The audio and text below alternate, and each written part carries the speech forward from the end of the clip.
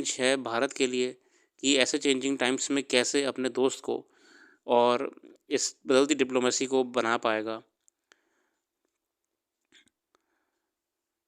Early this year, Chinese Foreign Minister met with Bangladesh Foreign Affairs Advisor and China's Vice Foreign Minister held talks with Bangladesh's new ambassador.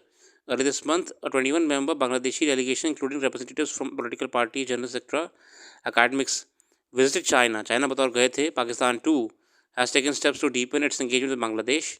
A few weeks ago, 4 senior officials from Inter-Services Intelligence Directorate traveled to Bangladesh, followed by a trip to Pakistan by a 6-member delegation from Bangladesh military. ISI Pakistan की. India must recognize that with Hasina no longer in power, the civil and military establishment in Dhaka seek a return to close ties with Pakistan. India should talk with Yunus regime more, but it should also see the interim government for what it is, a government to manage the transition period post Hasina. It will eventually be replaced by popularly elected government after the impending elections. Given the ongoing political churn, India must broaden its outreach. Since the domestic political environment in Bangladesh continues to be uncertain, Delhi would do well to begin a dialogue with other political actors, such as BNP and the newly formed National Citizen Party. अगला है one step forward. Supreme Court task force of student societies can help understand crisis better, but a solution calls for more. The Supreme Court decision this week to set up task force to address the alarmingly high rate of student suicides in the country is an acknowledgement of a crisis.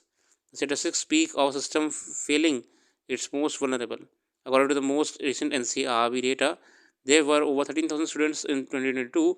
As the court noted, they are a grim reminder of how inadequate, ineffective existing framework have been addressing their mental health.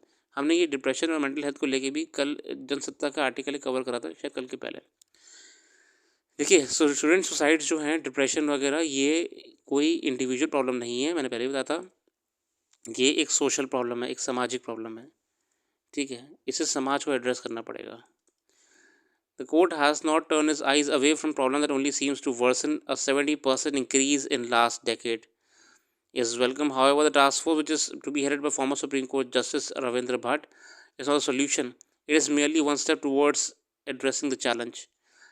Its work, which include representatives from various fields, could shed much needed light. अब तक task force बनाई गई है, research करेगी, अध्ययन करके बताएगी अपना. But the larger picture of student well-being called for the participation of all stakeholders. देखिए, जितने stakeholders involved हैं, पेरेंट्स हैं, गार्जियंस हैं, उन सबका मिलना जुलना ज़रूरी है.